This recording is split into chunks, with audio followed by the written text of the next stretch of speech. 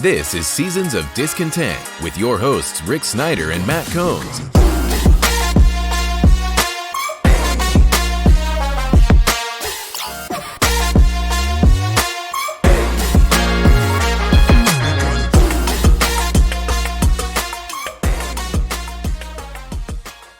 Welcome to Seasons of Discontent, Season 10, Episode 6, brought to you by Rick Snyder's Washington on social media. And I'm Rick Snyder. I'm Matt. And we're back discussing all things Washington sports and, well, not life, but just for sports. As part of the Mighty Rick Snyder Network, so please hit your share, like, subscribe, comment, and even that thanks button down the bottom if you're watching on YouTube. It's that $sign so that Matt can get a soda. One of these days, somebody's going to donate something. Hey, didn't we get like $3 the other day? $4? Yeah, that's what I heard. I don't know.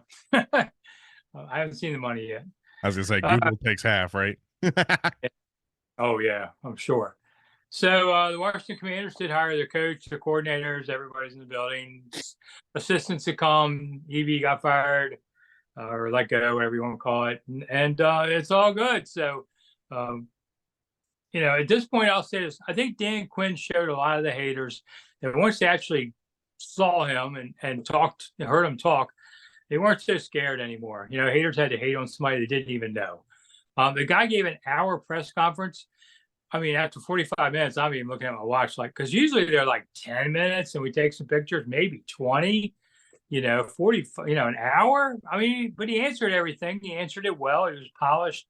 He was, kind of funny at times, but he seemed like a real dude that's going to go out there and kick some butt. So I think he showed fans that basically he's nobody's second choice. Ben Johnson didn't take it. I say good for Ben Johnson for realizing he's not ready, because a lot of guys would have taken the money, come here, failed miserably, and we had spent 3 years with doing nothing. So at least you got the right guy in the room. I think he aligns well with the other two guys, and I think this is a good, triumph for it to go forward. Yeah, and that's the thing. Watching the press conference the other day, you can definitely tell he won that room. You had wrote an article for Odyssey.com talking about how, you got to have a lion in the room, and Quinn is definitely the lion. You could tell who the alpha male is. You can tell he's the head coach. You can tell he is the guy. The things that I liked that he said was, and I even heard Thomas Dimitroff, the former Atlanta GM, on the radio recently as well. Things about Quinn. He didn't shy away from the 28-3 disaster in the Super Bowl. He's going to use those as learning points. A lot of people, I think, were scared off by the fact that he's a retread and this is his second chance at a head coaching job and blah, blah, blah. But the fact of the matter is, if the guy is going to learn from his former mistakes and not make them again, then why not give him a chance? I mean, he was one of the hottest coordinators. He was the Ben Johnsons and the McDonalds and the Slowicks. He was that guy just a few short years ago when he was the defensive coordinator of the Seattle Seahawks. He had the Legion of Boom. How much he had to do with that, we don't know. People could say, oh, it was Pete Carroll. It was Pete Carroll. But at the end of the day, he was the defensive coordinator that was in charge of those guys. He was the one that went out and called the plays for those guys. Another interesting thing that Dimitroff had said was, when Atlanta started going bad, he took away play calling duties from his defensive coordinator, and he was the one that called plays. He regrets that. He regrets that because he realizes a head coach is more. One of the things that Dimitroff really pointed out too, and it kind of ties with what I was saying, is he's going to delegate more this time around. He knows where he needs to focus. He knows what he needs to focus on, and he's not going to spread himself too thin. Obviously, Rick, it's a wait and see game. We don't know how many years he's signed on for. We don't know how many years is Harris and Magic and Rails and these guys. How long are they going to give him to turn this around? They are pretty aware that this is not they won't say the word, but I'll say it, that there's a lot to be rebuilt with this team. So I think there's a couple years he's invested in this for a couple years, I think. He doesn't say rebuild, he says recalibrate. Correct. which is sort of like saying reload. But you know, you got to, unless it's horrible. I mean, if it's like 2-15, okay, maybe you got to rethink about it. But 2-15, 1-16, okay. But if he's halfway decent, you go 3 years. I mean, with Ron, the fourth year was a disaster. It happens a lot. But his Atlanta time wasn't bad. His first 3 years, a couple 500 years, and then a Super Bowl loss, which remember that was one year way up at halftime. You couldn't believe New England beat them. And then they came back and had no juice left. But it wasn't a disaster. I've seen plenty of worse coaching jobs than that. Well, and also they went through 3 offensive coordinators right after that Super Bowl. Kyle left and went to San Francisco. They had the follow-up year after the Super Bowl. I think they went 11-5 or 10-6, and that was under a different coordinator. I think they had Steve Sarkisian that year, and then after that they had another offensive coordinator. And you also kind of have to put it on Matt Ryan's shoulders. Matt Ryan kind of fell off a cliff. He went from being an MVP candidate the year they went to the Super Bowl to just kind of being another guy and eventually being traded to another team.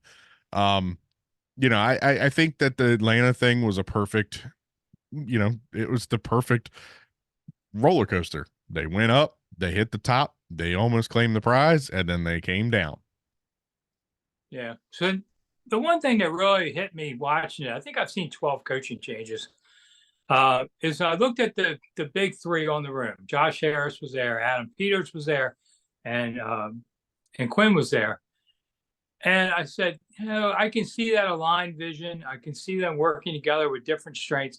And I haven't seen that since the 90s, back when Cook was here. So somewhere in the mid 90s is the last time. It's only 30 years ago is the last time I saw something like this. Snyder was terrible at these kind of press conferences. He finally quit doing them, sat in the seats. Nobody listened to Bruce Allen and I stuff. It's the first time I've seen 3 guys and said, there's a hope that this will work. It may not, but at least you're giving it the right people to try it. And somebody was telling me, karma comes around back. I said, yeah, it's been on the other side of the world for a while, but maybe it's coming back, and these guys can at least get this franchise back in this position. Peters is a scout. I like that a lot about him. That he knows talent. Quinn's willing to basically take what you give me and I'll go hit it. But the old days was really, I guess, Casserly, Norv, and Cook might have been the last time you saw something like this. And I told this story earlier, but Cook, my favorite Cook one for these kind of things is Mo Siegel was around back then, so it must have been mid 90s, and I worked with him at the times. And Mo Siegel and Cook were really good friends. Matter of fact, Mo Siegel was a witness to one of the weddings. So they loved to torment each other. It was really grumpy old men fighting with each other.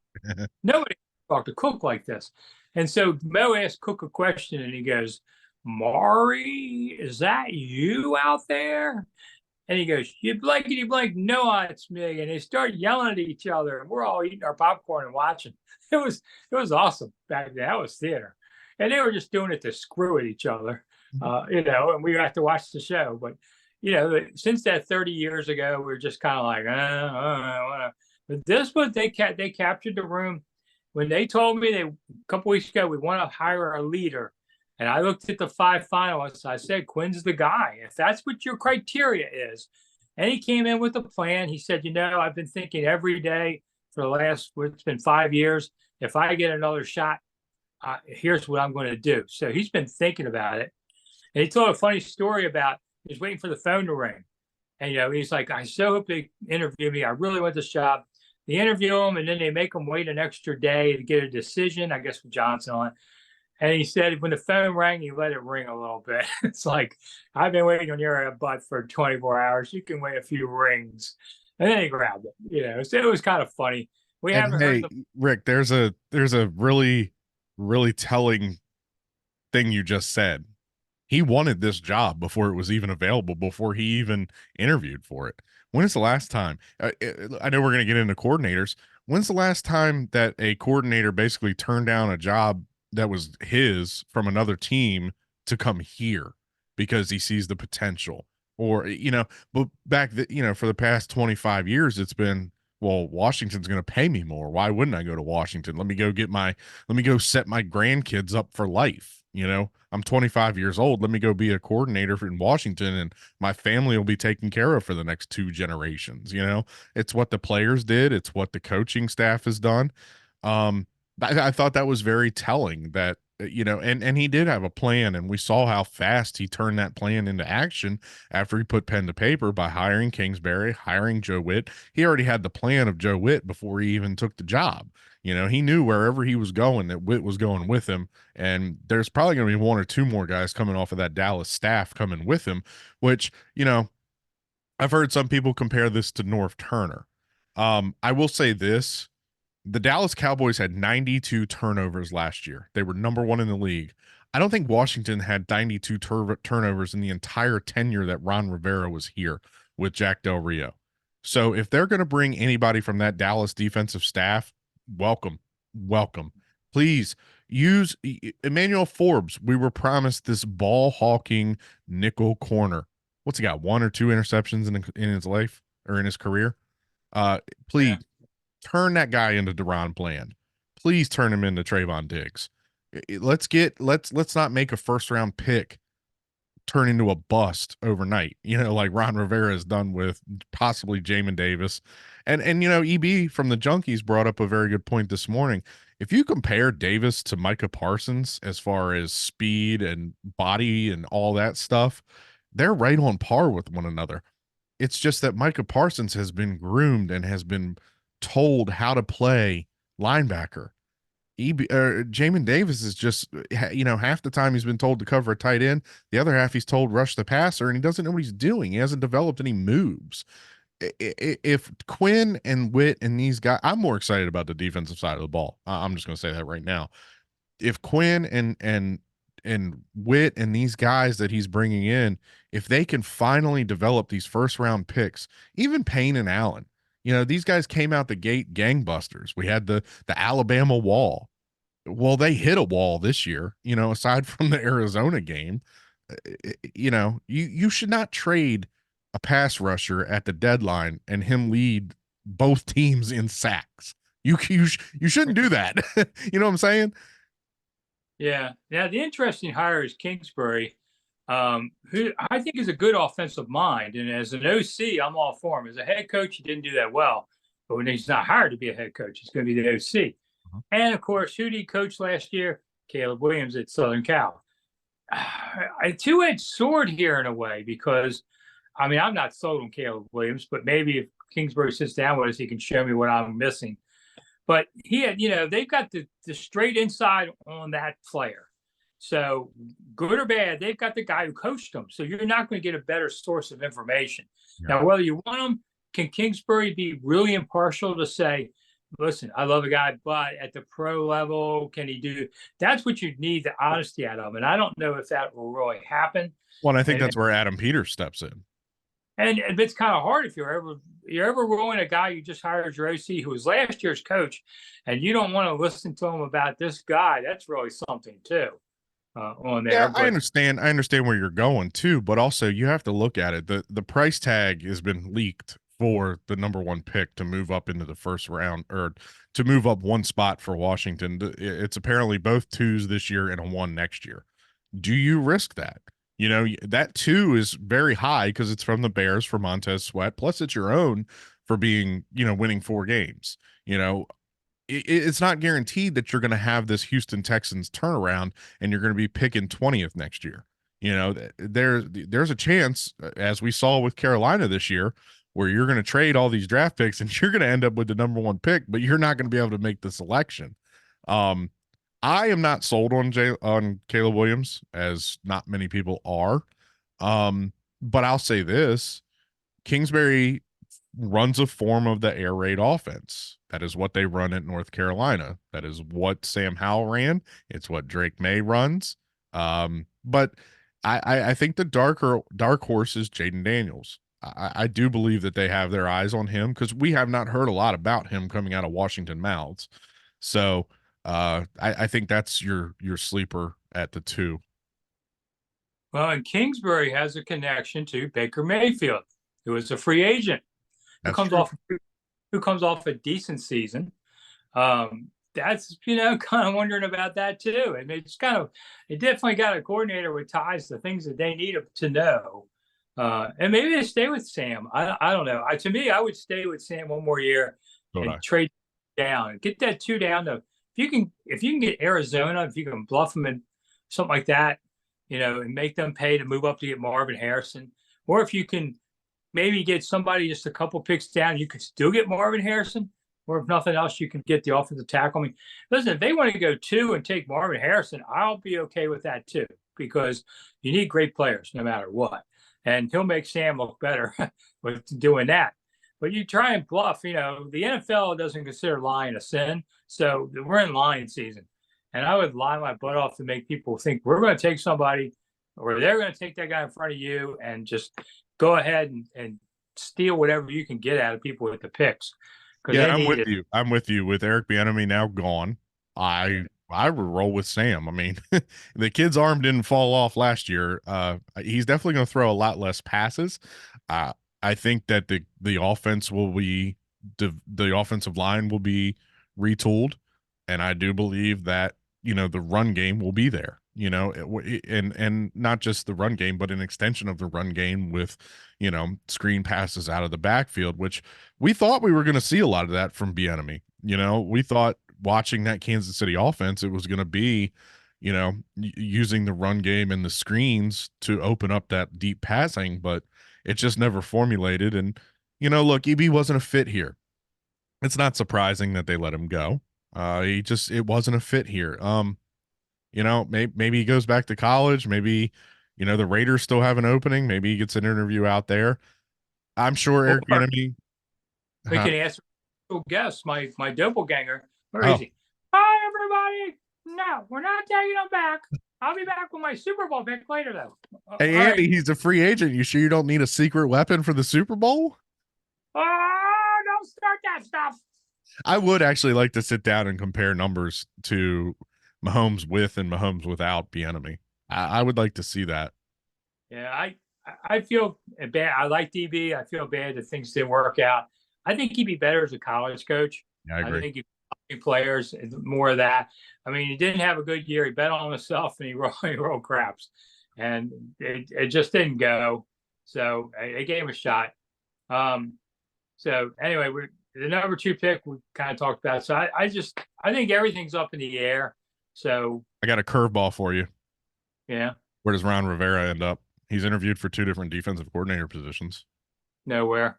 I don't think so either. Oh yeah, you don't hear Del Rio's name mentioned anywhere. Sometimes you have to take it back, and with Ron, I think Ron would be good to go work for the NFL. Yeah.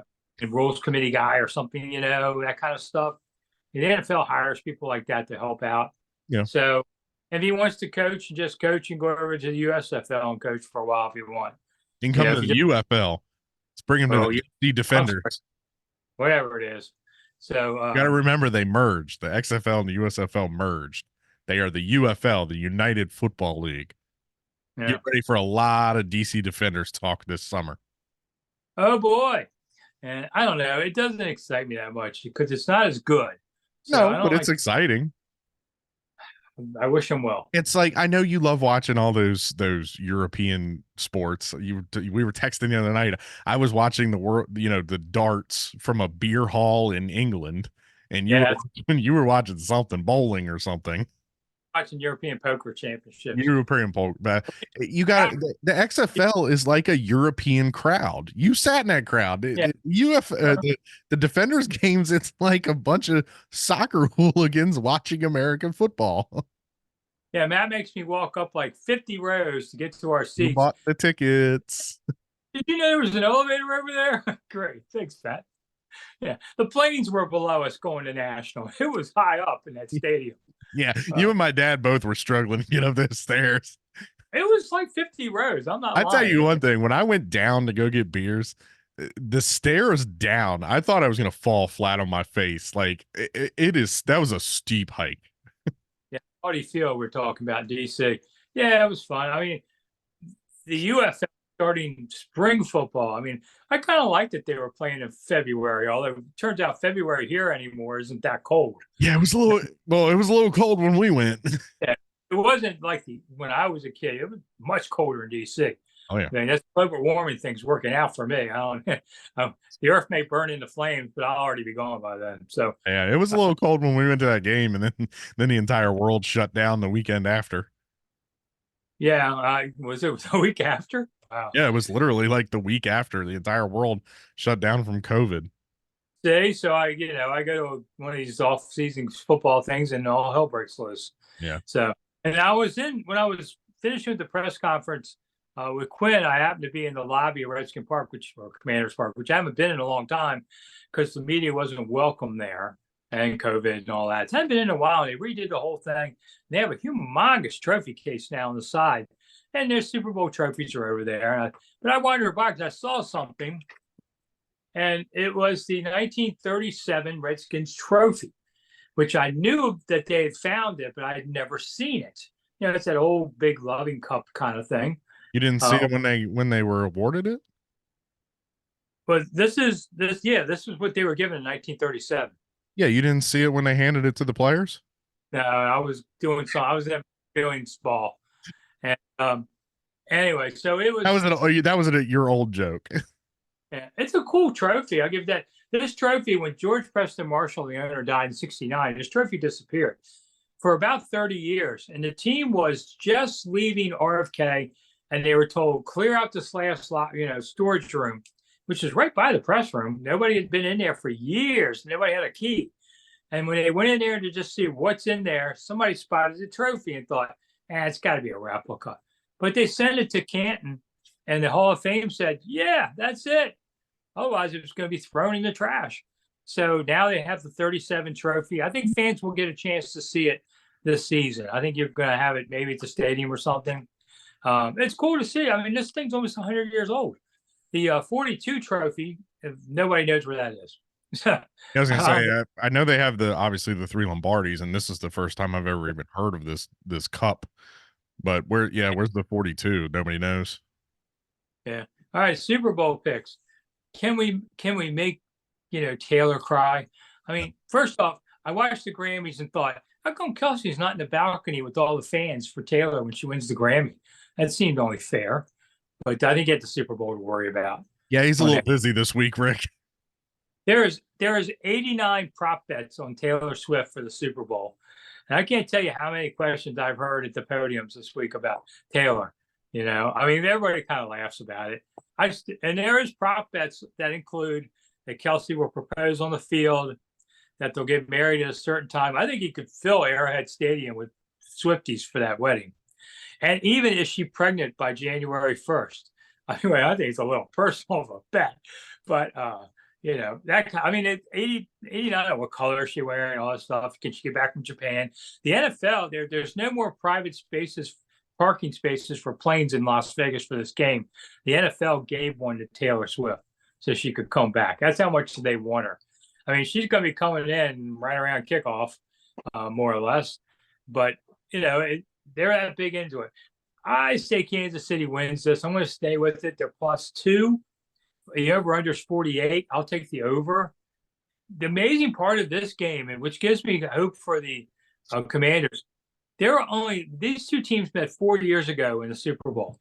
There are only 7 combined players that were in that game still on these teams. So Kansas City has 4 players from 4 years ago. Now, of course, Mahomes and Kelsey are 2 of them. That they've continued to be great. And you flipped your entire roster, 90%. And, San Francisco only has 3. So that's pretty amazing on that. But I guess I'll go City. I'm going Kansas City as well. If you look at the playoffs, the 49ers went through the Lions, who were up big and blew a lead, the Packers, who were up pretty big and blew a lead.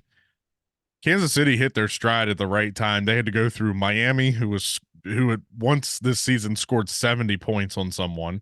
They had to go through the Bills, and they had to go through the Ravens. And by the way, the Bills and Ravens were on the road, which is something that they never had to do before. I think Kansas City's hitting their stride right now with Mahomes and Kelsey and Andy Reid. it's hard to bet against Mahomes, Reed, and a defense that is playing at an elite level right now. And you're seeing breakout stars like Pacheco and Rice, the wide receiver. These guys are breaking out at the right time, and I got to stick with Kansas City as well. I just don't know. They're riding this wave, and it's just, call it Taylor Swift or whatever you want to call it. They just have this horseshoe and they're riding it. And Taylor's going to have a new song out, a new album out in April. So maybe she'll have a Super Bowl song on there.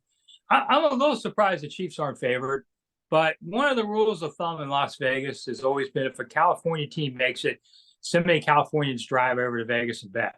So it's really trying to balance your betting. And the game's in Vegas, so there'll be a lot there. I just think Kansas City is a better team right now, especially.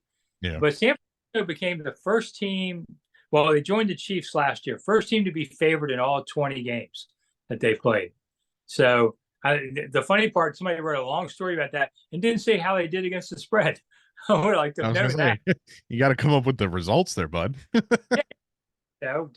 Some teams aren't good as favorites. Yeah, I mean, look, San Francisco's good. I'm not going to deny that. They have playmakers everywhere. I mean, they have, arguably someone that could be MVP in Christian McCaffrey. They have pretty good wide receivers in Ayuk and Debo, and of course, they have a lot of two guys that we're very familiar with. One of them is probably the best left tackle in the league. Have we heard there was a rumor that Chase might get benched? Have we heard if he's getting benched or not? I know he was at media day today. Yeah, I heard some of that. I don't believe it. Adam Peterson have a Super Bowl ring from all this. Yeah, he will get one. So that'd be kind of cool in a way to have your GM flash that baby. I just think that the San Fran defense comes out too flat, and we saw it against the Packers and the Lions where, they allowed the Lions to score 24 points on them in the first half. The Lions just couldn't sustain it. You're not going to come back from that point differential against the Kansas City Chiefs. They're not going to let you. Yeah, I should be another great game, hopefully. I mean, and then we're done with football for a while, which means we're done with the podcast for a while. Are you excited to see Ursher? Yeah, I mean, now you don't even know who Usher is, do you? Yes, I know he's a singer. Okay, but do you know any of his songs? Or I mean, are you going to be jamming in the living room? No, but I know he's a popular singer. And actually, I heard a song on the radio recently. I thought, well, that guy's pretty good. I wonder who it is, and it was Usher. Oh, there you go.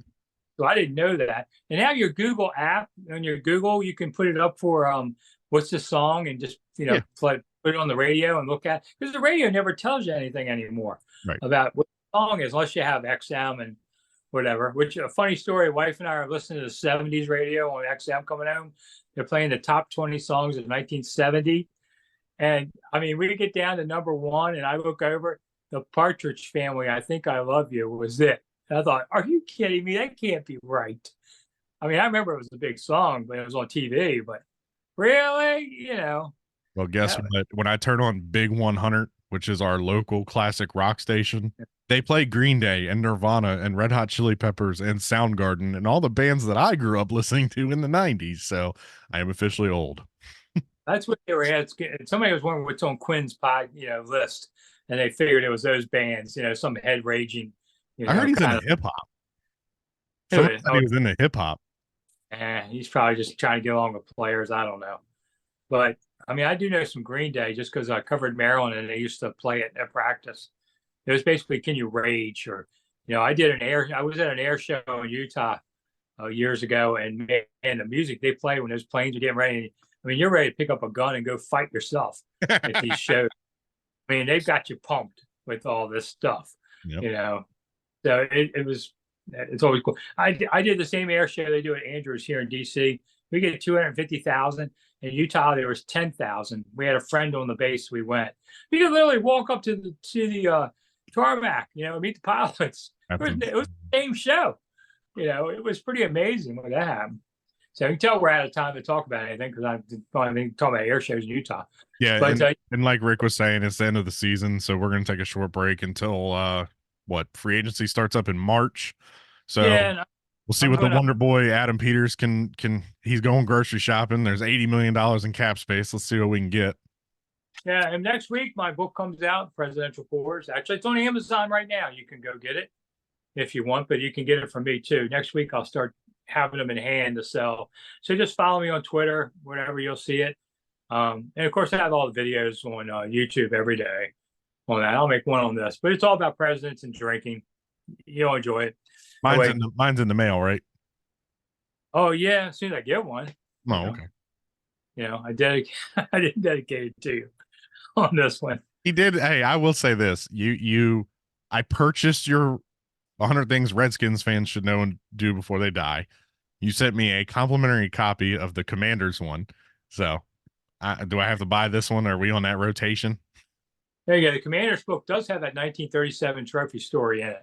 So you can get them on Amazon only. There aren't, for that.